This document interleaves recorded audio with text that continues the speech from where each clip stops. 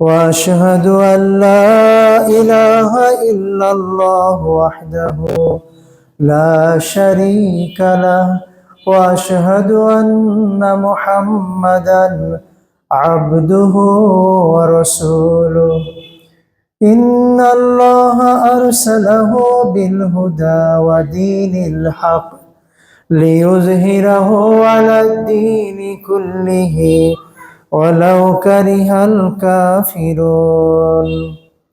قال رسول الله صلى الله عليه وسلم: إن خير الحديث كتاب الله وخير الهدي هدي محمد صلى الله عليه وسلم وشر الأمور محدثتها وكل محدثة بدعة وكل بدعة ضلالة وكل ضلالة في النار.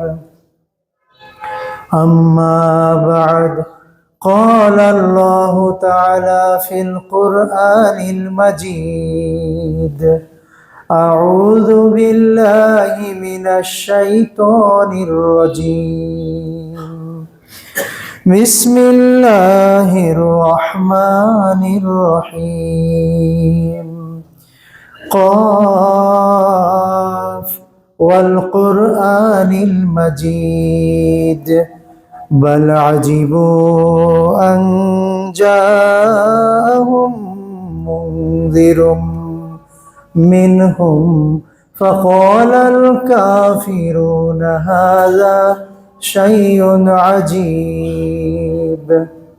أإذا متنا وكنا ترابا ذلك رجع بعيد.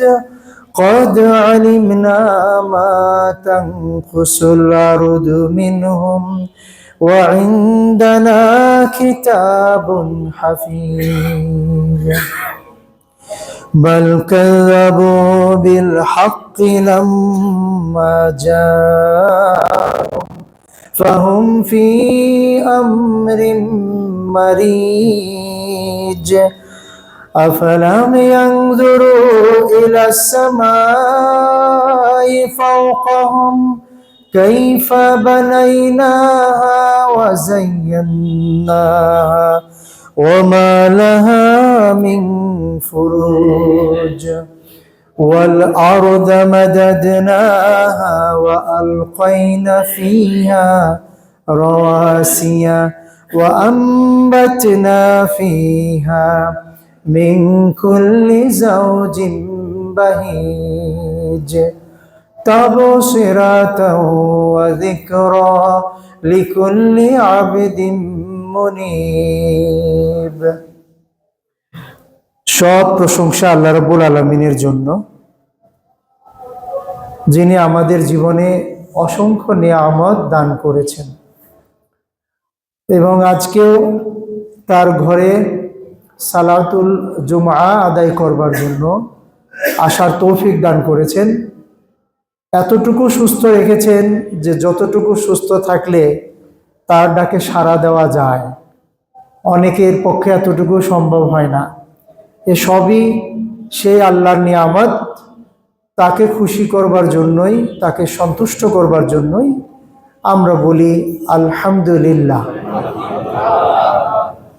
দরুদ এবং সালাম পেশ করছি সর্বকালের সেরা মানুষ, আমাদের প্রিয়তম ব্যক্তিত্ব, যাকে ভালো না বাসলে, সবার চাইতে বেশি ভালো না বাসলে মুমিন হওয়া যায় না, আমাদের সেই প্রিয় নবী, প্রিয় রাসূল মুহাম্মদুর রাসূলুল্লাহ সাল্লাল্লাহু আলাইহি ওয়াসাল্লামের প্রতি আল্লাহুম্মা সাল্লি আলাইহি আল্লাহুম্মা বারিক আলাইহি।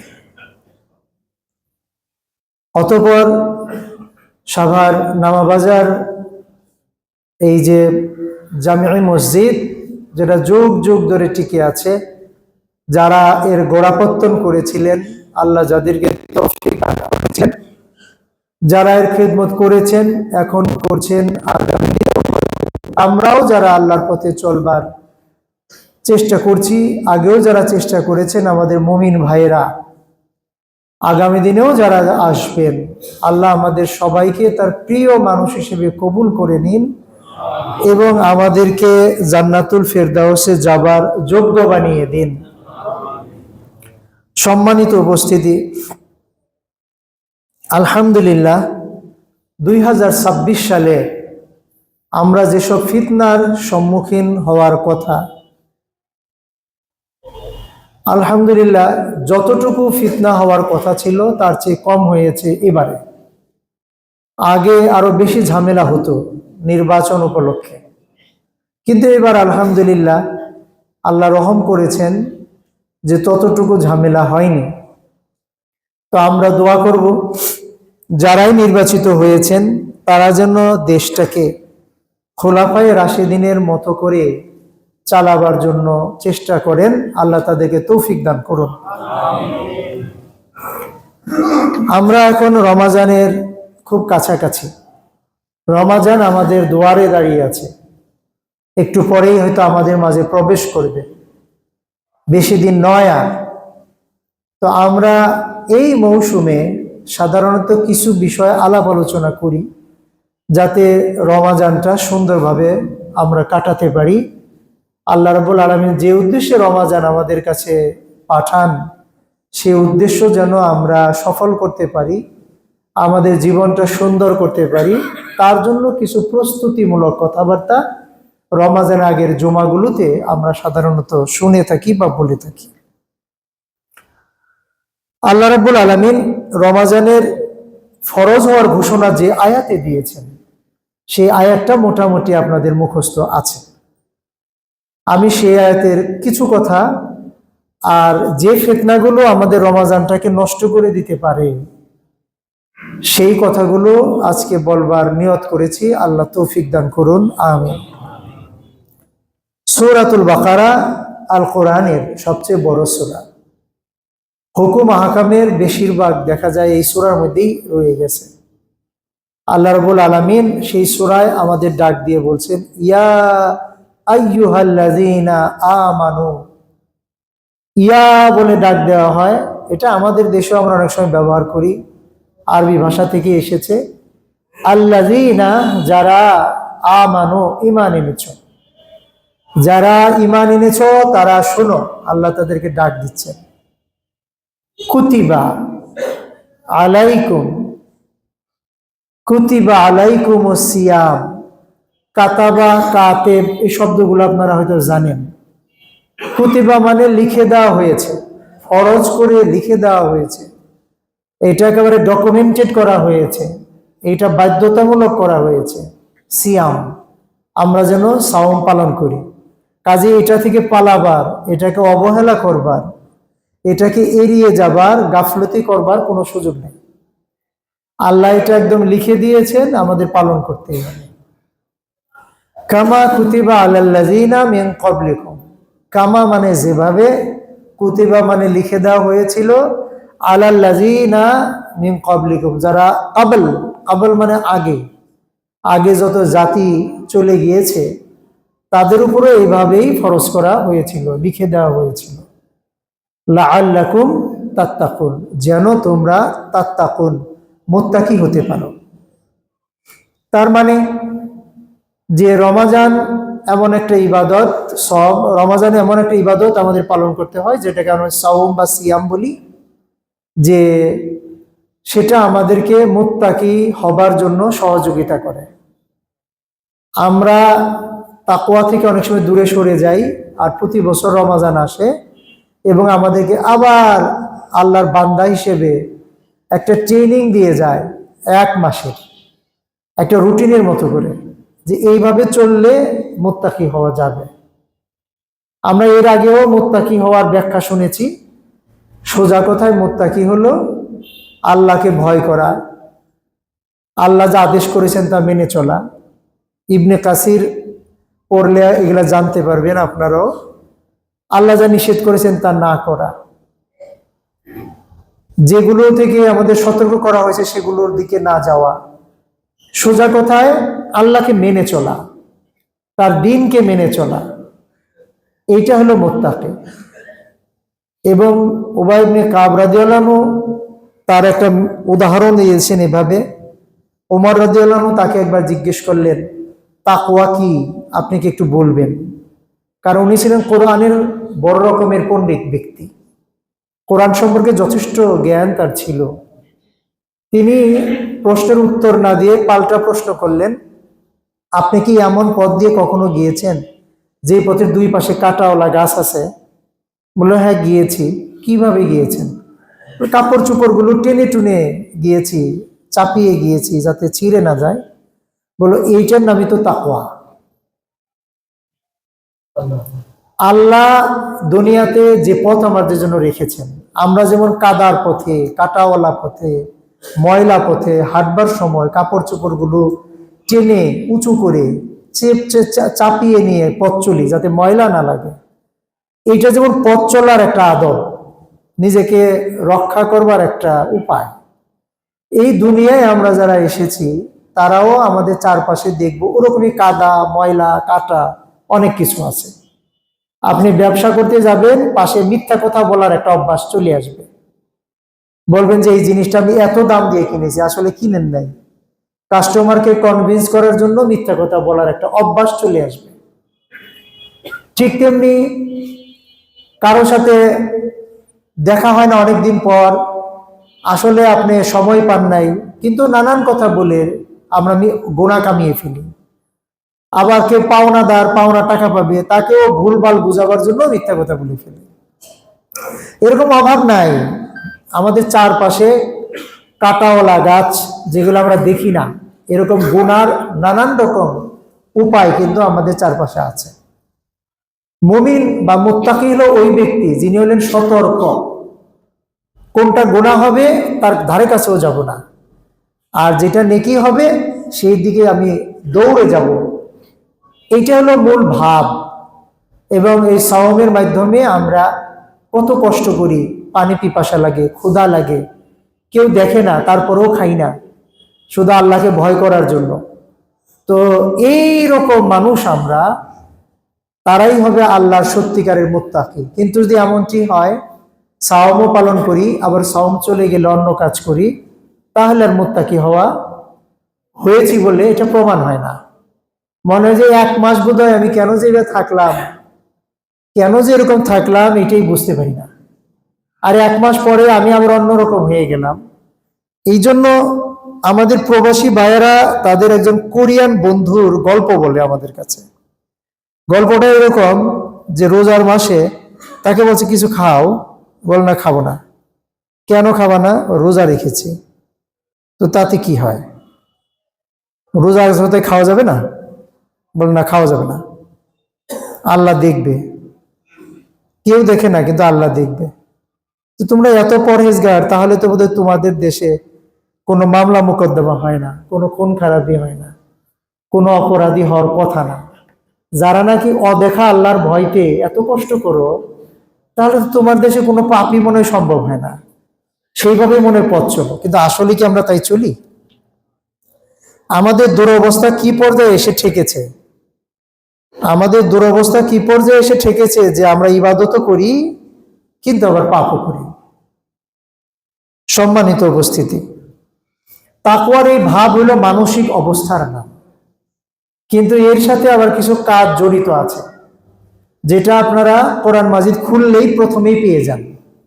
সূরা ফাতিহা পড়বার পরে সূরা বাকারা যখন শুরু করেন, তখনই পেয়ে যান আউযু বিল্লাহি মিনাশ শাইতানির রাজিম, আলিফ লাম মিম যালিকাল কিতাবু লা রাইবা ফি হুদাল লিল মুত্তাকিন। আলিফ লাম মিম, এটার অর্থ জানার দরকার নাই, কারণ এটা রাসূল সাল্লাল্লাহু আলাইহি ওয়াসাল্লাম বলেন নাই। এর পেছনে ঘোরারও দরকার নাই, সন্দেহ করারও দরকার নাই, শুধু ঈমান আনলে হবে এটা আল্লাহর কালাম। এটা হলো এমন কিতাব যেটা হুদাল লিল মুত্তাকিন, এটা যারা মুত্তাকি হবে তাদের জন্য গাইড। তারা কি করবে, কি করবে না, কিভাবে করবে, সবকিছু এই কোরআনে বলা আছে। তাহলে দুনিয়ার মানুষের জন্য এটা গাইড না? হ্যাঁ, সেটাও আল্লাহ বলছেন হুদাল লিন নাস ওয়া বাইয়িনাতিন মিনাল হুদা ওয়াল ফুরকান। এই কোরআন সব মানুষের জন্য হেদায়েত, এবং হেদায়েতের বর্ণনাও এটা সত্য মিথ্যা, ভালো মন্দ, এই দুইটাই আলাদা করে দেখিয়ে, পার্থক্য করে দেখিয়ে দিয়েছে। সবার জন্য কোরআন উপকারী, কিন্তু এখানে আবার হুদাল্লিল মুত্তাকিন কেন? কারণ হলো সবার জন্য কোরআন আসলেও, সবাইকে হেদায়েত দেওয়ার জন্য আসলেও সবার পক্ষে এই যোগ্যতা নাই যে এটাকে মেনে চলবে। এটাকে মেনে চলার জন্য একটা যোগ্যতা লাগবে, সেই যোগ্যতার নাম হলো মুত্তাকি। ইসলামী আইন মূলত একটু দুর্বল আইন। কেন দুর্বল আইন? এটা আমার কথা না, যারা ল পড়েন তারা বলেছেন। দুর্বল আইন হলো এই দৃষ্টিতে, যদি ইমানদার না হয় তাহলে এই আইন দিয়ে আটকানো যায় না, শয়তান মানুষ এর ফাঁক দিয়ে বের হয়ে যায়। কিন্তু মুমিন যারা, মুত্তাকি যারা, তারা কিন্তু ধরা দেয়। রাসূলুল্লাহ সাল্লাল্লাহু আলাইহি সাল্লামের যুগে যে মহিলা এসে আল্লাহ রাসূল সাল্লাল্লাহু আলাইহি কাছে বলল, আমাকে পানিশমেন্ট দেন, আমি তো অপরাধ করেছি, জিনা করেছি। যদি মুমিন না হতো তাহলে ওই মহিলাকে এসে ধরা দিত না। কাজে কোরআন থেকে যদি ফায়দা নিতে হয় তার জন্য একটা যোগ্যতা লাগবে। পেট যদি খারাপ হয়, ডায়রিয়া হয়, তাহলে আর কি পোলাও কোমা খাওয়ানো সম্ভব হবে? তাকে তো স্যালাইন আর চিরা এগুলা খাইতে হবে। কোরআনের হেদায়েত নেওয়ার মতো একটা মানসিক যোগ্যতা লাগবে। সেই যোগ্যতাটা কি? সূরা বাকারায় আল্লাহ রাব্বুল আলামিন কি সুন্দর করে বলেছেন, মুত্তাকি হবে তারা আল্লাযীনা ইউমিনুনা বিল গায়ব। গায়েব যা দেখি না, আল্লাহকে দেখতে পাচ্ছি না, জান্নাত জাহান্নাম দেখতে পাই না, হাসর হবে দেখতে পাই না, শুধু শুনেছি তাতেই ঈমান এনেছি। এইটা হলো প্রথম কোয়ালিটি, এইটা হলো ফার্স্ট কোয়ালিটি, যে আমরা কিছুই দেখি নেই, শুধু আল্লাহ বলেছেন, রাসূল সাল্লাল্লাহু আলাইহি ওয়াসাল্লাম জানিয়েছেন, তাতেই বললাম, বিশ্বাস করলাম। এইটা হলো প্রথম। এইটা যার মনে একটু দোটানা আছে, দোদুল্যমান আছে, সে কিন্তু গায়েবের প্রতি ঈমান নাই। ওয়ায়ুকিমুনাস সালাহ, যারা সালাত কায়েম করবে, ঈমান আছে সালাত পড়বে না, এটা অসম্ভব কথা। বৃক্ষ থাকবে, সুস্থ বৃক্ষ, সুস্থ গাছ, আবার ফল ধরবে না, এটা কেমন কথা? কিছু তো একটা হবে। কিন্তু আমার ঈমান আছে সালাত পড়বো না, এটা অসম্ভব কথা। কাজে যারা সালাত পড়ে না তারা যদি নিজেদেরকে মুমিন ভাবে, এটা অসম্ভব কথা। তারা কিভাবে মুমিন হবে? এজন্য দ্বিতীয় কোয়ালিটি হলো তারা সালাত কায়েম করবে, নিজে পড়বে, পরিবারকে পড়াবে, সমাজে পড়াবে, সমাজের সালাতের ব্যবস্থা রাখবে, টাইম মতো পড়বে, নিয়ম মতো পড়বে। এটা হলো দ্বিতীয় গুণ। কাজে মুত্তাকি হতে চাই তো আমরা সাওম রেখে রমজান মাসে, কিন্তু ইমানদারও হলাম না, সালাতও কায়েম করব না, তাহলে তো মুত্তাকি হতে পারবো না। তাহলে রোজা থাকার পরও দেখা যাবে তাকওয়া আমাদের ভিতরে ঢুকতেছে না, ব্যবস্থা আছে কিন্তু ঢুকতেছে না। এটা হলো ক্লাসের ওই ছাত্রের মতো, টিচার যত ভালোই হোক, যত সুন্দর করেই পড়াক, ছাত্র যদি মনোযোগ না দেয় তাহলে তার ব্রেনে পড়া ঢোকাবে কিভাবে? এটা একটা অসম্ভব ব্যাপার, কোনোভাবেই সম্ভব না। ওয়ামিম্মা রাযাকনাহুম ইউনফিকুন, আল্লাহ তাদেরকে যে রিজিক দিয়েছেন সেটা থেকে ইউনফিকুন মানে ব্যয় করে, যাকাত দেয়, সাদাকা দেয়, এমনি দান করে, নানান ভাবে মানুষকে সাহায্য করে। শুধু যাকাত না, যেভাবে পারে খালি দান খয়রাত করে। আল্লাহ দিয়েছেন এই জন্য দান করে। তাহলে দাতা হতে হবে, কৃপণ মানুষ হইলে চলবে না, বখিল মানুষ হইলে চলবে না। মানুষের বিপদ দেখবো, পকেটে টাকাও আছে আর আমি দান করবো না, এটা হবে না। এই গুণটা অর্জন করতে হবে। এই তিনটা গুণ এখানে আছে। আল্লাযীনা ইউমিনুনা বিমা উনজিলা ইলাইক ওয়া মা উনজিলা মিন ক্বাবলিক। আরো দুইটা গুণ দেওয়া আছে, যে এই যে কোরআন নাজিল করা হয়েছে, রাসূলকে আল্লাহ বলছেন যা উনজিলা, উনজিলা মানে নাজিল করা হয়েছে, ইলাইক তোমার প্রতি যে কোরআন নাজিল করা হয়েছে এটাকে তারা বিশ্বাস করে। এটা যা আছে তা মানতে হবে, এটা মানলে কল্যাণ হবে, এটা মানলে আল্লাহ খুশি হবেন, এই জন্য এটাকে জীবনে বাস্তবায়ন করতে হবে, হুকুম আহকাম মানতে হবে, এটা বিশ্বাস করে। শুধু তাই না, ওমা উনজিলা মিন ক্বাবলিক, তোমার আগে আরো যত নবী রাসূল এসেছে তাদের কাছে যত কিতাব আছে সেগুলোও বিশ্বাস করে, সেগুলো মিথ্যা মনে করে না। এই যে তাওরাত, ইনজিল, জাবুর এসেছিল সেগুলো মিথ্যা নয়, সেগুলোও সত্যই ছিল, এটাও বিশ্বাস করে। এখান থেকে দেখা যায় দুটো জিনিস। দুইটাকে যদি বিশ্বাস করে তাহলে দুইটাকে কি মানতে হবে? এর জবাব হচ্ছে দুইটাকে মানতে হবে না, মানতে হবে শুধু কোরআনকে। তো আগের গুলাকে মানবো না কেন? মানি তো। আগের গুলার সামারি এ কোরআনে দিয়ে দেওয়া আছে। এই জন্য কোরআন যখন আমরা পড়ি সেখানে দেখি যে কখনো আল্লাহ ইব্রাহিম আলাইহিসসালামের কাহিনী বলছেন, কখনো মুসা আলাইহিসসালামের কাহিনী বলছেন, কখনো ঈসা আলাইহিসসালাম, সব নবীর কাহিনী কোরআনের ভিতরে বলা আছে। তার মানে কি, আগের যে কিতাবগুলো ছিল তার যে সামারি যতটুকু এই যুগে বাস্তবায়ন যোগ্য, সেই সব কথা কোরআনে আল্লাহ দিয়ে দিয়েছেন। এই জন্য খুঁজে খুঁজে আগের কিতাব কিন্তু মানার দরকার নাই, মানতে হবে শুধু কোরআনকে। তাহলে আগের কিতাবগুলো মানা হয়ে যাবে।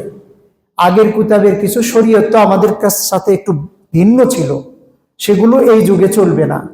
যেমন সাবেক রাষ্ট্রপতি, বর্তমান রাষ্ট্রপতি, বা সাবেক সংসদ, বর্তমান সংসদ, এগুলো যদি আপনারা আলাপ করেন যে আগে যে নিয়মটা চলে যায়, পরে যদি নতুন নিয়ম আসে তাহলে পরেরটাকেই মানতে হয়। কোরআন হলো লেটেস্ট, সর্বশেষ আল্লাহর পক্ষ থেকে নিয়ম কানুন দেওয়া।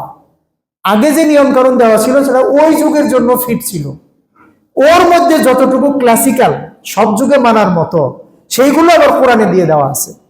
এই জন্য কোরআনকে মানলেই অন্যগুলা মানা হয়। এখানে আরেকটা বিষয় একটা বোঝা, মুসলমানরা হলো একমাত্র জাতি, তারা হলো ইউনিভার্সাল, তারা বিশ্বজনীন, তারা হিংসুক না, সংকীর্ণ না।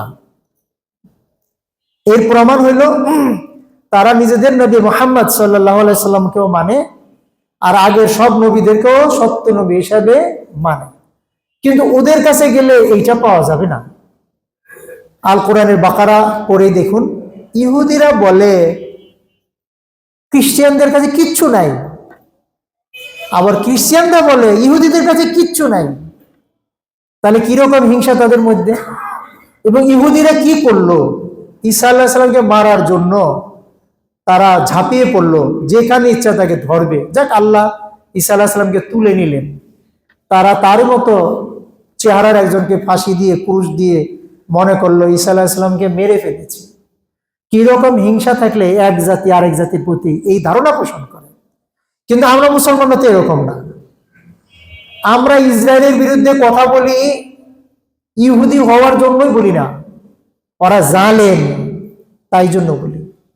ওরা যদি সহাবস্থান করত, ওরা যদি আমাদের মসজিদুল আকসায় আমাদের অধিকার দিত, ওরা যদি মুসলমানদেরকে হত্যা না করত, তাহলে আমরা তো ওদেরকে খারাপ কিছু বলতাম না, বা ওদের বিরুদ্ধে এত কিছু মিছিল, মিটিং, বক্তৃতা, বিবৃতি দিতাম না।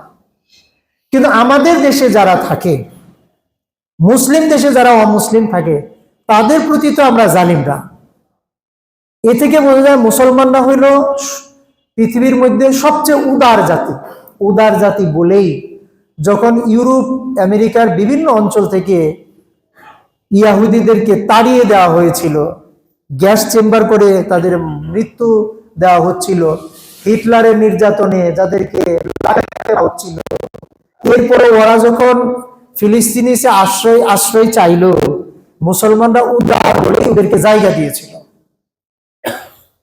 এই আয়াতে এটাও প্রমাণ হয় যে মুসলমানরা বিশ্বজনীন। কিন্তু এই আয়াত থেকে একটা ফিতনার কথা বলবো। ফিতনাটা হচ্ছে, এখন তো আমরা রেডিও তেমন শুনি না, যেহেতু ইউটিউবের যুগ চলে এসছে। কিন্তু এক সময় আমি বিভিন্ন রেডিওর সাথে যুক্ত ছিলাম, গান বাজনা শোনার জন্য না। রেডিও ফিলিপিন, রেডিও জার্মান, এদের একটু ক্লাব সিস্টেম আছে। এই যে সাধারণ জ্ঞান প্রতিযোগিতা, রচনা প্রতিযোগিতা, এগুলো থাকতো। আমি বেশ কয়েকবার প্রাইজও পেয়েছি। সেই রেডিও দেখতাম আমি যে ফিলিপিন থেকে যারা, ভেরিতাস এশিয়া এরকম ওদের নাম, সেটার এরকম আরো কিছু রেডিও থেকে প্রচার করা হচ্ছে এরকম যে আগের আসমানি কিতাবগুলো বাতিল হয়নি, সেগুলো এখনো আমল করতে হবে। নাউজুবিল্লাহ। এখন আমি হয়তো মাদ্রাসায় পড়েছি বলে এটা সহজে ধরতে পেরেছি, কিন্তু হাজার হাজার ছাত্ররা যদি এটা ধরতে না পারে, সেখানে আইয়ুব নবীর কাহিনী নতুন করে বর্ণনা করা হচ্ছে, বিভিন্ন প্রাচীনকালের নবীদের কথা বলা হচ্ছে, এবং এইভাবে বোঝানো হচ্ছে যে আগের কোন আসমানি কিতাব বাতিল হয়নি, এগুলো মানতে হবে। কথাগুলো কত সুন্দর। যেমন আমাদের খ্রিস্টান ভাইরা যখন বাংলাদেশে খ্রিস্টান ধর্ম প্রচার করেন, তারা কিভাবে বলেন? তারা যিশু না বলে ঈসা বলার চেষ্টা করেন। তারা কুদ্দুস মানে মুকাদ্দাস এই শব্দগুলো ব্যবহার করেন, যাতে করে মুসলিম যুবকরা এগুলা না ধরতে পারে। আস্তে আস্তে তারা তাদের দলে বেরিয়ে নিয়ে এরপরে তাদেরকে খ্রিস্টান বানিয়ে দেয়। তো এই ফিতনাটা কিন্তু চলছে, যে আমরা যে বলছি আল্লাহ রাব্বুল আলামিন আমাদেরকে যে বলছেন যে তারা কোরআনের প্রতি ঈমান রাখে, এর আগে যত কিতাব আছে সেগুলোও ঈমান রাখে, কিন্তু ওই ঈমান রাখার অর্থ এই না যে ওই কিতাবগুলো আবার নতুন করে আমল করতে হবে। যতটুকু আমল করা দরকার সবটুকু আল কোরআনে আল্লাহ দিয়ে দিয়েছেন। আল কোরআন মানলে ওগুলা মানা হবে। তাছাড়া ওই কিতাবগুলো এখন অবিকৃত নাই, ওগুলা অনেক চেঞ্জ হয়েছে, কাটাকাটি করেছে। রাসূলুল্লাহ সাল্লাল্লাহু আলাইহি সাল্লামের যুগেই একটা বিচার এসেছিল, যে বিচারের রায় কি হবে। রাসূলুল্লাহ সাল্লাল্লাহু আলাইহি সাল্লাম যে রায় দিলেন, ইহুদিরা সেটা মানতে চাইল না। তারা বললো আমাদের কিতাব অনুসারে, ঠিক আছে কিতাব নিয়ে আসো, কিন্তু কিতাব নিয়ে এসে তারা হাত দিয়ে ওটা লুকায় রাখছে। হাত সরাও, দেখা গেল যে রাসূল সাল্লাল্লাহু আলাইহি ওয়াসাল্লাম যে রায় দিয়েছেন ওদের কিতাব সেটাই ছিল, কিন্তু এরা অনেক কিছু চেঞ্জ করে ফেলেছে। শূকরের গোশত কি খ্রিস্টানদের জন্য হালাল ছিল না? তারা এগুলা করে নিয়েছে, কেটে মেটে আবার নিজেদের মতো করে বানিয়ে নিয়েছে অনেক কিছু। ওদের কি তাওহীদ ছাড়া ধর্ম ছিল না? তাওহীদ মানে আল্লাহ এক, কিন্তু ওদের তাওহীদ নাই। ওদের এখন 3 খোদায় ওরা বিশ্বাস করে। এক হলো আল্লাহকে, এক হলো মারিয়াম বা মেরিকে, আর একটা ঈসাকে। তার মানে ইসলামের মূল ভিত্তি হলো তাওহীদ, যে শুধু একজন আল্লাহ থাকবে, শুধু তাকেই মানতে হবে। কিন্তু খ্রিস্টানরা তারা এখান থেকে সরে গিয়ে 3 খোদা বানিয়ে নিয়েছে। কাজেই আমরা ওদের প্রতি সহনশীল, ঠিক আছে, কিন্তু তার মানে যেমন এটা না হয় যে ওদের কথা আমরা মানব, এটা যেন না হয়। সম্মানিত উপস্থিতি, এখানে এই 2টা গুণ পাওয়া গেল। অবিল আখিরাতে হুম ইউকিনুন, আর সেটা সবচেয়ে বড় একটা গুণ থাকতে হবে আমাদের, যে আখিরাতের প্রতি আমাদের ইয়াকিন থাকবে, ঈমানটা শক্ত ঈমান থাকবে। আখিরাত হবেই হবে, তো হবেই হবে যখন, তাহলে আমার আমলগুলা ওরকমই বানাইতে হবে। এখন আখিরাতে বিশ্বাস করি আর পাপ কাজ করতে থাকি, তার মানে আমার আখিরাতের প্রতি ইয়াকিন আছে, এটা বোঝা গেল কিভাবে? কিন্তু বোঝা যায় না। সাধারণত রাস্তায় যখন ট্রাফিক জ্যাম লাগে, আপনি আমি সবাই জ্যামে আটকা পড়ে অপেক্ষা করি, তখন কি আমরা এরকম করি কিসের ট্রাফিক জ্যাম, আমি চলেই যাব, এরকম তো করি না। তখন এমন বিশ্বাস করি যে গেলে লাভ হবে না, এই জন্য আমরা সামনে যাই না। তো আমরা যদি আখিরাতকেই এমন দৃঢ়ভাবে বিশ্বাস করি, তাহলে আমরা অপরাধ করব কিভাবে? আমরা সালাত ত্যাগ করবো কিভাবে? সম্ভব না তো। আমরা জানি সালাত আদায় না করলে তো মুসলমানের খাতেই নাম থাকবে না। আমরা একজনের হক নষ্ট করব কিভাবে? সম্ভব না এটা। আমরা একজনকে গালিগালাজ দিব কিভাবে? এটাও সম্ভব না। কারণ আমরা যার প্রতি জুলুম করব সেই হব আখিরাতে সবচেয়ে বড় মিসকিন, সবচেয়ে বড় মিসকিন। রাসূলুল্লাহ সাল্লাল্লাহু আলাইহি ওয়াসাল্লাম সাহাবীদের জিজ্ঞেস করেছেন সবচেয়ে বেশি গরিব মিসকিন কে? অনেকেই অনেক কথা বলেছেন দুনিয়ার স্টাইলে, যার টাকা নাই পয়সা নাই এই সেই, কিন্তু সবচেয়ে বড় মিসকিন আসলে কি হবে? ওই ব্যক্তি সবচেয়ে বড় মিসকিন হবে রাসূলুল্লাহ সাল্লাল্লাহু আলাইহি ওয়াসাল্লামের ভাষ্য অনুসারে, যে কিয়ামতের দিন অনেক সওয়াব নিয়ে হাজির হবে। সওয়াবের অভাব নাই, পাহাড়ের মতো স্তূপ তার সওয়াব, কিন্তু জান্নাতে যাওয়ার আশা করতেছে সে। একটু পরে একজন এসে বলবে ও আমাকে এই জুলুম করেছে, আমি এর পানিশমেন্ট চাই। তো পানিশমেন্ট কি হবে? তার গুনাহ একে দিয়ে এর নেকি তাকে দেওয়া হবে। এইভাবে আরেকজন এসে বলবো ও আমার প্রতি এই অত্যাচার করেছে, ও আমার এই হক নষ্ট করেছে, ও আমাকে এই কষ্ট দিয়েছে। এইভাবে সবার হিসাব মিটাইতে মিটাইতে দেখা যাবে এই লোকের সওয়াবের পাহাড় শেষ, বরং যেগুলো গুনাহ উল্টা জমা হয়েছে সেগুলো আবার আরেক পাহাড় হয়ে গেছে। তাহলে এর চেয়ে গরিব আর কি আছে? কোটি কোটি টাকা যদি কারো থাকে আর শেষে মাসে হিসাব করে দেখা যায় যে তার টাকা তো নাই, উল্টা কোটি কোটি ঋণ হয়ে আছে, তাহলে এই ধনীর কি দাম আছে? সে তো আরো বেশি আঘাত পাবে মনে, যে তাহলে গেল কোথায় আমার টাকা। কিয়ামতের দিনও হবে যে আমার সব গেল কোথায়, সব শেষ, উল্টা আমি জাহান্নামী হয়ে গেলাম। তো আল্লাহ রাব্বুল আলামিন এই জন্য আখেরাতের কথাটা ইউকিনুন, ইয়াকিন থাকবে। আখেরাত হলো আমাদের একটা ইনজার, একটা ওয়ার্নিং, যেটা প্রত্যেকদিন মনে রাখতে হয়, আর ওটা মনে রাখার কারণে খারাপ কাজগুলো থেকে দূরে থাকতে হয়। আল্লাহ রাব্বুল আলামিন তাদের জন্য আবার সার্টিফিকেট দিয়েছেন, উলাইকা আলা হুদাম মির রাব্বিহিম মুফলিহুন। এই লোকেরা তাদের রবের কাছ থেকে যে হেদায়েত এসেছে, সেই হেদায়েতের উপর এরা কায়েম আছে, এটা সার্টিফিকেট দেওয়া হলো। হুমুল মুফলিহুন, আর এরাই আল্লাহর কাছে সফল মানুষ হিসেবে গণ্য হবে। এরাই জান্নাতে যাবে, জাহান্নাম থেকে রক্ষা পাবে।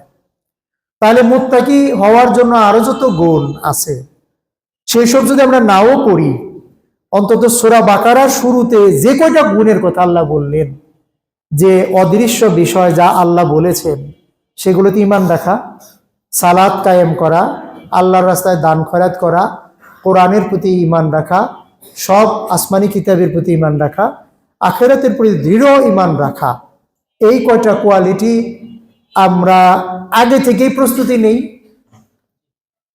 আগে থেকে আমরা শুরু করি। শুরু করার জন্য অতিরিক্ত কাজও আছে, কিছু পড়াশোনা করতে হবে। পড়াশোনা কয়েক রকম আছে। এই যে আমার হাতে একটা পত্রিকা দেখছেন, সাপ্তাহিক আরাফাত, এরকম বাংলাদেশে অনেকগুলা পত্রিকা কিন্তু বের হয়। আমি যদি বই এত ঘাইটা না পড়তে পারি, তাহলে এরকম পত্রিকা পড়বো, ইসলামী পত্রিকা পড়বো, সেখানে একসাথে সব পাওয়া যায়, একসাথে সব মাসালা পাওয়া যায়, একসাথে বিষয়ভিত্তিক আলোচনা পাওয়া যায়, সেগুলো পড়বো, পড়ে আমার জ্ঞান সমৃদ্ধি হবে। জ্ঞান ছাড়া কি ঈমান হয়?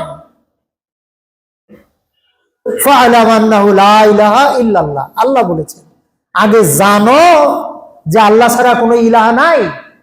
তার মানে আল্লাহ যে না, আল্লাহ ছাড়া কোনো ইলাহা নাই, এইটা আগে জানতে হবে।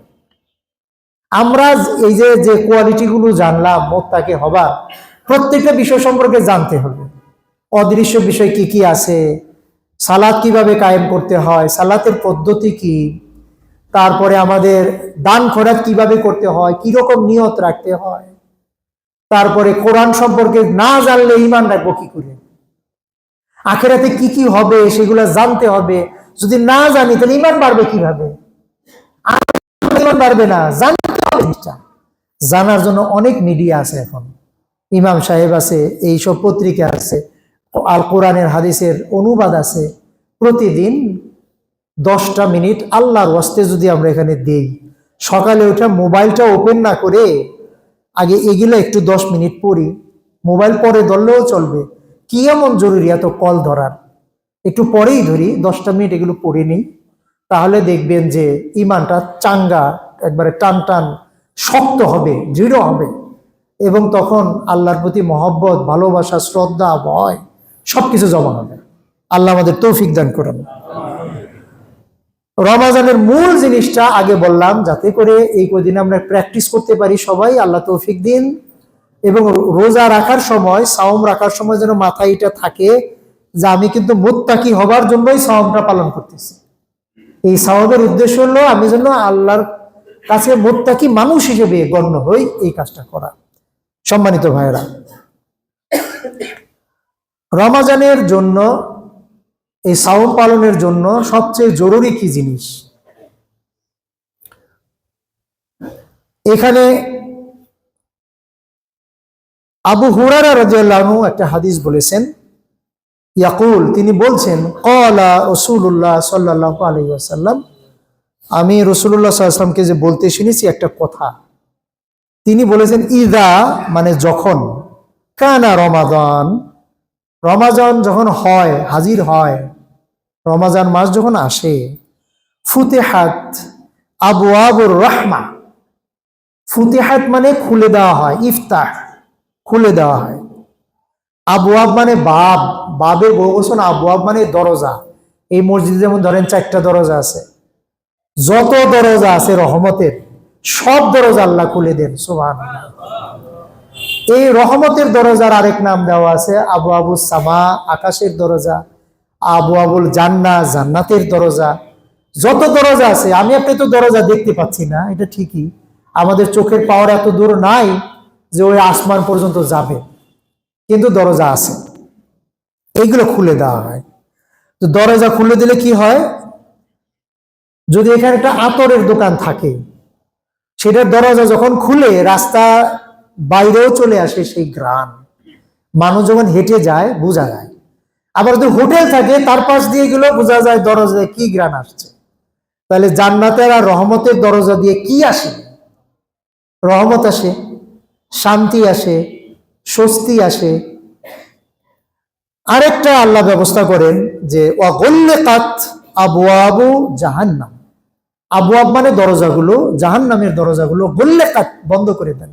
এখানে যদি একটা আতরের দোকান থাকে, পাশে যদি একটা গোশতের দোকানও থাকে, তাহলে দুইটার ভ্রান্ত মিক্সচার হয়ে নাকে ঢুকবে, কোনোটা ভালো লাগবে, কোনোটা খারাপ লাগবে।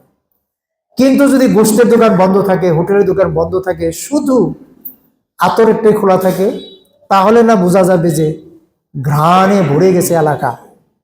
আল্লাহ রাব্বুল আলামিন কতই মেহেরবান, যে শুধু জান্নাতের দরজা খুলে দিয়ে শেষ না, জাহান্নামেরটা আবার বন্ধ করে দেন। ওখানকার কু হাওয়া, বদ হাওয়া, অশান্তি, এগুলা যেন আবার দুনিয়ায় না আসে। সুবহানাল্লাহ, কত বড় মেহেরবান, একবারে সবগুলা পজিটিভ করে দেন তিনি। শুধু তাই না, ওয়াসুলসিলাতি শায়াতিন, শয়তান, একজনকে বলে শয়তান, আর শায়াতিন মানে সব শয়তান, এটা বহু বচন। শয়তান হলো আরবি শব্দ, কিন্তু বাংলা ভাষায় যখন শব্দটা ঢুকেছে, আকারটা তার জায়গা পরিবর্তন করে ফেলেছে। হওয়ার দরকার শয়তান, আমরা বলি শয়তান, আকারটা দিয়ে দিছি আমরা তকে, আকারটা ছিল তালিব বসের সাথে, চেঞ্জ হয়ে গেছে। সে যাই হোক, যত শয়তান আছে, পাতি নেতা, চেলা চামুন্ডা, মুরিদ, ভক্ত, শয়তানের আরো ছোট ছোট যত শয়তান আছে, সব শয়তানগুলোকে আল্লাহ শৃঙ্খল দিয়ে বেঁধে দেন। ওদের যে স্বাধীনতা থাকে কাজ করার, মানুষকে ফুসলানোর, মানুষকে কুমন্ত্রণা দেওয়ার, কুবুদ্ধি দেওয়ার, এইটা যাতে আগের 11 মাসের মতো ফ্রিলি করতে না পারে, সেই জন্য ওদেরকে আল্লাহ সীমাবদ্ধ করে দেন, শৃঙ্খলিত করে দেন, বেঁধে ফেলেন। সুবহানাল্লাহ, দেখেন তো আল্লাহ কত পজিটিভলি আমাদের হেল্প করেন। রহমতের দরজা খুলে দেন, আর খারাপ যারা যারা করে, যে ঘর থেকে খারাপই আসে, সব বন্ধ করে দেন। তাতে বোঝা যায় কি? বোঝা যায় এই জন্য বোধহয় রমাজান ইবাদত করার জন্য আমাদের মনটা অটোমেটিক চলে আসে, যে জীবনেও নামাজ পড়ে না 11 মাসে, কিন্তু বাঁকা চাঁদ, আল হিলাল পশ্চিম আকাশে দেখে রোজার সে মসজিদে চলে আসে। এটা এমনি এমনি হয়, এতদিন তো বকে ঝোঁকে পিটিয়ে টানতে পারিনি, কিন্তু আসে কেন? এর মধ্যে একটা অদৃশ্য মেকানিজম আছে, যেটা আল্লাহ রাব্বুল আলামিন আমাদের জন্য করে দেন। আচ্ছা, আল্লাহ তো এতটুকু করে দিলেন, তো আমাদের কিছু করার নাই? আমরা কিছু করব না? নাকি আমাদের দোকানে গান বাজতে থাকবে? নাকি আমরা বকাবকি করতেই থাকবো? নাকি আমরা ছেলে মেয়ের প্রতি উদাসীন থাকবো? নাকি ছেলে মেয়ে বা বউ বেটিকে বলো খালি রান্না করবা, মজা মজা আমরা শুধু খাবো, তাদেরকে নামাজের জন্য কোনো সময় দেব না, কোরআন তেলাওয়াতের কোনো সময় দেব না, তাদেরকে আলাদা করে একটু সময় দেবেন, ঠিক আছে এই সময়টুকু তোমার কোনো কাজ নাই, আমার পানির গ্লাস আমি ভরে খাবো, তোমার পানি ভরে দিতে হবে না, তোমার চা বানিয়ে দিতে হবে না, তুমি একটু ইবাদতে মন দাও তো, সামনে রমজান মাস আসছে, রমজান মাসে আপনার অধীনে যারা চাকরি বাকরি করে তাদেরকে এইভাবে রেডি করা দরকার, তাদের কাজ কমিয়ে দেওয়া দরকার, বাড়ির লোকদের কাজ কমিয়ে দেওয়া দরকার। তো এইভাবে আমরাও তো একটা পরিবেশ তৈরি করতে পারি।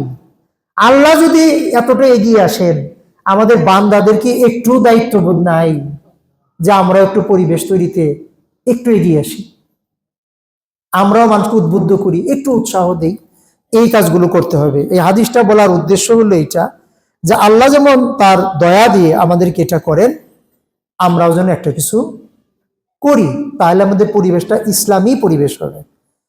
আরেকটা হাদিস বলছি, যেটা রমজান মাসে আপনাদেরকে খুব বিভ্রান্তিতে ফেলে দিবে, আমাদেরকে চিন্তায় ফেলে দেবে, যে সাওম কি সৌদি আরবের সাথে শুরু করব নাকি বাংলাদেশের সাথে শুরু করব? যারা সৌদি আরব থেকে দেশে এসছেন তারা তো এক অবস্থায় আছেন, যারা সৌদি আরব গিয়েছেন তারাও এক অবস্থায় আছেন, আর যারা বাংলাদেশে আছি তারা আছে যে আমাদের সাওম কবুল হবে, লাইলাতুল কদর পাবো নাকি সৌদি আরবে আগে শেষ হয়ে যাবে, আমরা আর পাবো না। এই যে টেনশন, এই টেনশন থেকে বাঁচার জন্য রাসূলুল্লাহ সাল্লাল্লাহু আলাইহি ওয়াসাল্লাম একটা হাদিস বলেছেন। আনিন নবী সাল্লাল্লাহু আলাইহি ওয়াসাল্লাম আন্নাহু যাকারা রমাদান ফাকাল, তিনি যাকার মানে স্মরণ করলেন, বলে দিলেন রমাজান সম্পর্কে। তারপরে বললেন লা তাসুমু, তোমরা সাওম পালন করো না, হাত্তা তারাউল হিলাল, হেলাল মানে নতুন চাঁদ, রমাজানের চাঁদ যতক্ষণ না দেখবে তখন তোমরা রোজা শুরু করবে না। শাবান মাস 29 না 30 একটা সন্দেহ থাকে, থাকুক সন্দেহ, কিন্তু চাঁদ না দেখে আমরা কেউ রোজা থাকবো না। এইটা হলো ক্লাসিক রুল সারা দুনিয়ার জন্য, হাত্তাল কিয়ামা, কিয়ামত পর্যন্ত। ওয়ালা তুফতিরু হাত্তা তারাউহু, আর তোমরা ইফতার করবে না, এখানে ইফতার বলতে ঈদুল ফিতরের যে ঈদ, ঈদ করবা না মানে রোজা শেষ করবা না, সাওমের মাস শেষ করবা না যতক্ষণ না আবার আরেকটা চাঁদ দেখো। সেটা কোন চাঁদ? ঈদের চাঁদ, শাওয়াল মাসের চাঁদ। তার মানে নতুন চাঁদ, একটা দেখে রোজা শুরু করব আর একটা দেখে ঈদ করব, এই হলো নিয়ম।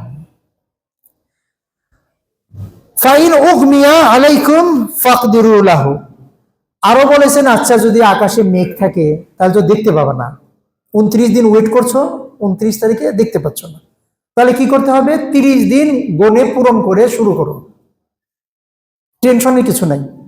চাঁদ হয়তো আকাশে উঠেই গেছে কিন্তু মেঘের কারণে দেখতে পাও নাই, কোনো সমস্যা নেই, 30টা দিন পূর্ণ করো, তারপরে থেকে কাজ শুরু করো। তার মানে শাবানের 30 দিন পূরণ করে যদি মেঘ থাকে না দেখতে পাই, রোজা শুরু করব। আবার ঈদের চাঁদ যদি না দেখতে পাই মেঘের কারণে, তাহলে 30টা রোজা পূরণ করবো। আল্লাহ রাসূল সাল্লাল্লাহু আলাইহি ওয়াসাল্লাম বলতে পারতেন তো যে নতুন নতুন যন্ত্র আবিষ্কার করো, এরপরে একেবারে মেঘ ভেদ করে উপরে গিয়ে দেখে আসো, কিন্তু একটা জেনারেল একটা রুল দিয়েছেন সবার জন্য, কোনো টেনশন করা লাগবে না। তাতে বোঝা যায় এই মাসালাটা হলো ফ্লেক্সিবল, মাসালাটা টাইট না যে একেবারে ওই তারিখে রোজা শুরু করতে হবে, মেঘের জন্য না দেখতে পারলে একদিন পরে, তবে তাই বলে 31 তারিখে না, 30 হলো চাঁদের নিয়ম, হলো 30 দিনই লাস্ট, তারপরে আর ওয়েট করা যাবে না। কিন্তু আমরা যে টেনশন করি, হায় হায় সৌদি আরবে শুরু করলো না, অস্ট্রেলিয়ায় শুরু করলো না, কিসে শুরু করলো, এই যে ঝামেলা মনের মধ্যে ওয়াসওয়াসা তৈরি করে দেয়, ওয়াসওয়াসা মনের মধ্যে একটা সন্দেহ তৈরি করে দেয়। অথচ আল্লাহ রাসূল সাল্লাল্লাহু আলাইহি ওয়াসাল্লাম কিন্তু এইটা ক্লিয়ার করে দিয়েছেন। শুধু কি তাই,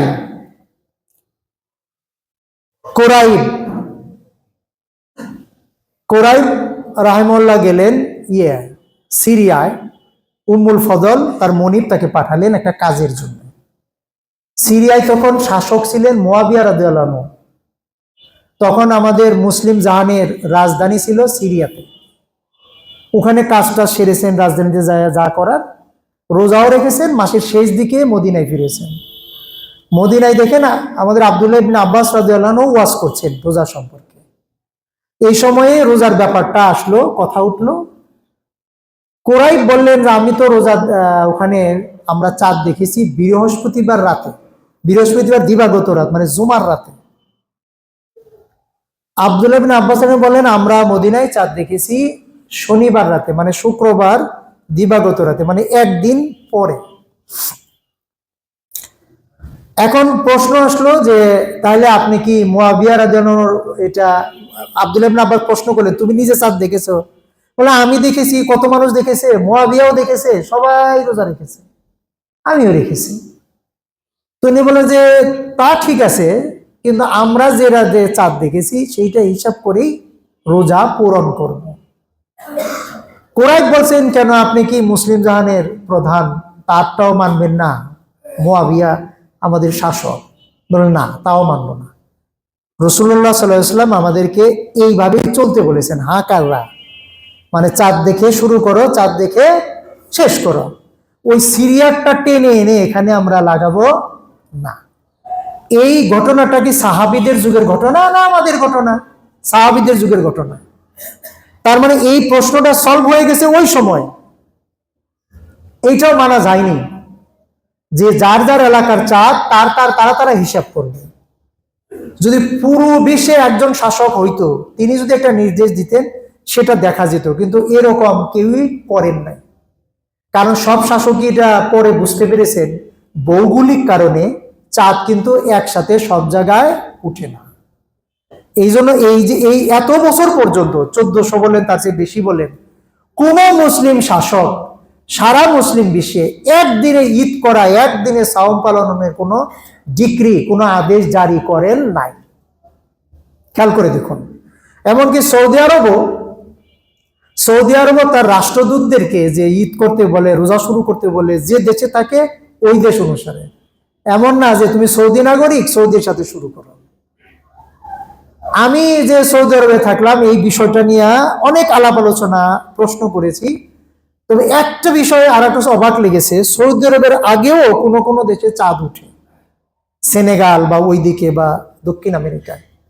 কিন্তু দেখলাম সৌদি আরব এগুলো কোনো পাত্তাই দিত না। ওই মিশরে উঠলো না আলজেরিয়ায় উঠলো, কোনো পাত্তা দেয় না। তারা তাদের দেশে যেদিন চাঁদ দেখেছে সেদিনই সাউন্ড শুরু করেছে।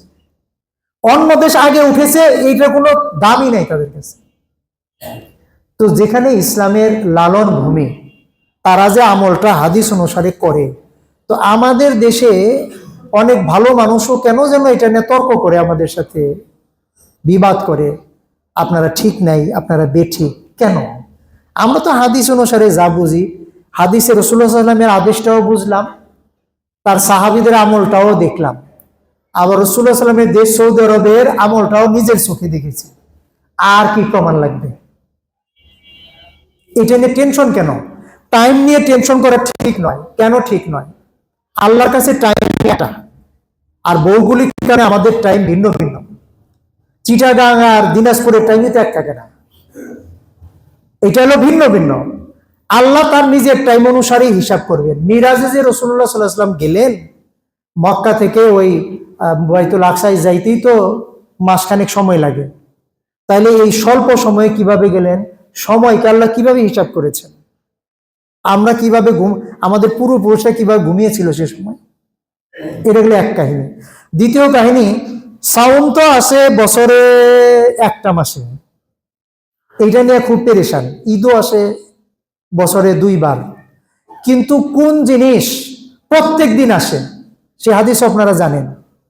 প্রত্যেক দিন শেষ রাতে আল্লাহ রাব্বুল আলামিন ডাকতে থাকেন, কে আছো অভাবী, কে আছো অসুস্থ, আমার কাছে চাও, সুস্থতা চাও।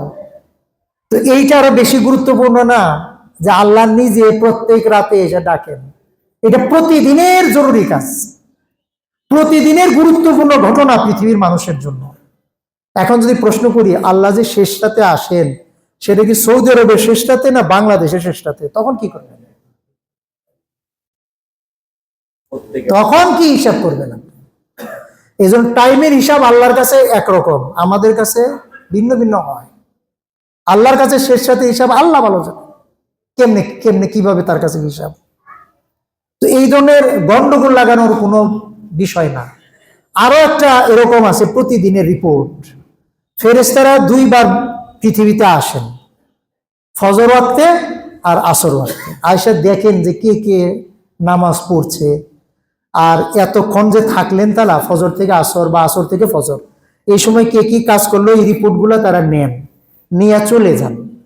তো আসর ওয়াক্তে যে ফেরেশতা চলে গেলেন বা ফজর ওয়াক্তে যে ফেরেশতা আসলেন, তারা কোন দেশের আসর আর ফজর অনুসারে রিপোর্ট জমা দেন?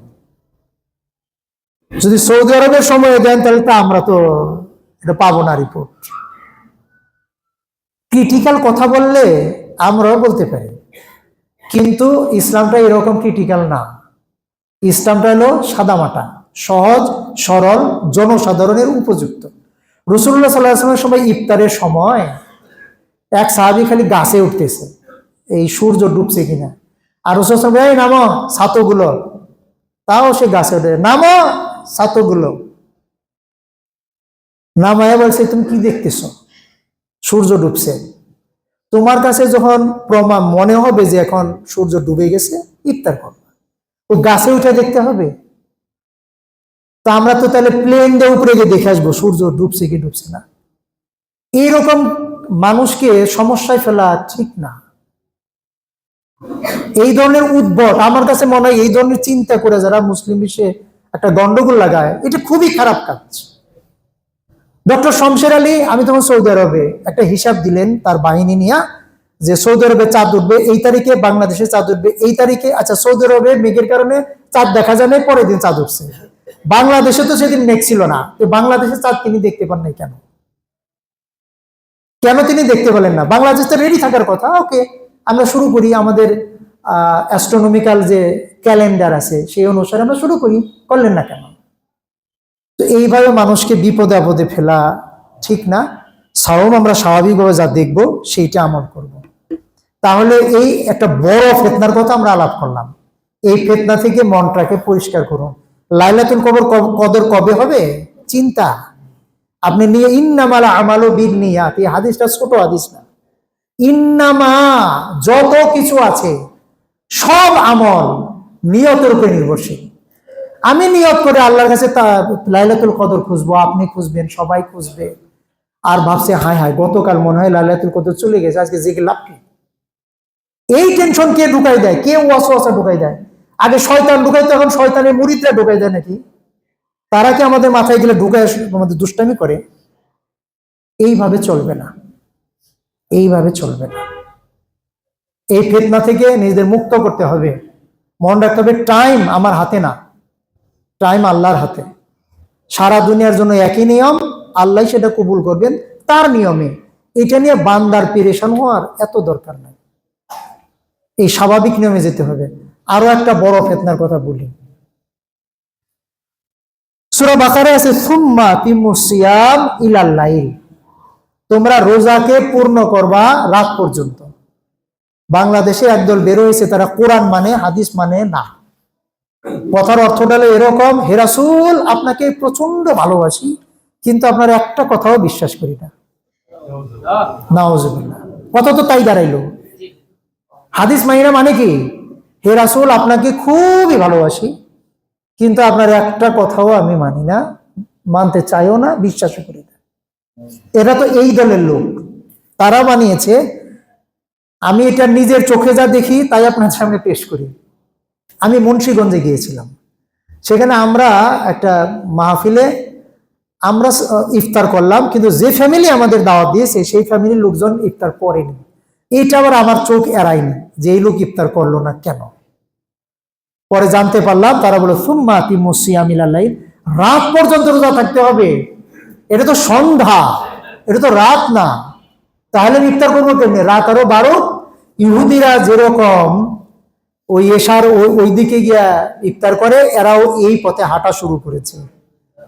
কোরআনে আয়াতের ব্যাখ্যা নিজের মতো করতে গিয়া ইহুদিদের মতো করে মানতেছে। রাসূলুল্লাহ সাল্লাল্লাহু আলাইহি ওয়াসাল্লাম তার সাহাবীরা আজ পর্যন্ত সবাই রাত ইলাল লাইল, ইলা মানে পর্যন্ত, রাতের যে বর্ডার হলো সন্ধ্যা, যখন অন্ধকার এগিয়ে আসে, আলো চলে যেতে থাকে, এইটা হলো বর্ডার রাতের। এই পর্যন্ত থাকতে হবে রোজা, এরপর ইফতার। কিন্তু তারা ব্যাখ্যাটা টেনে কি করলো? রাতের ঘোর অন্ধকার এসে যাবে, তারপরে তারা ইফতার করবে, যেটা ইহুদিরা করে। এইটা কিন্তু যুব সমাজের মধ্যে ব্যাপকভাবে ছড়িয়ে দিবে তারা, যে তোমাদের রোজা হয় না। আল্লাহ বলছে রাত পর্যন্ত, তোমরা করো সন্ধ্যা পর্যন্ত। কিন্তু ওই পাগল বুঝে না ইলা অর্থ কি।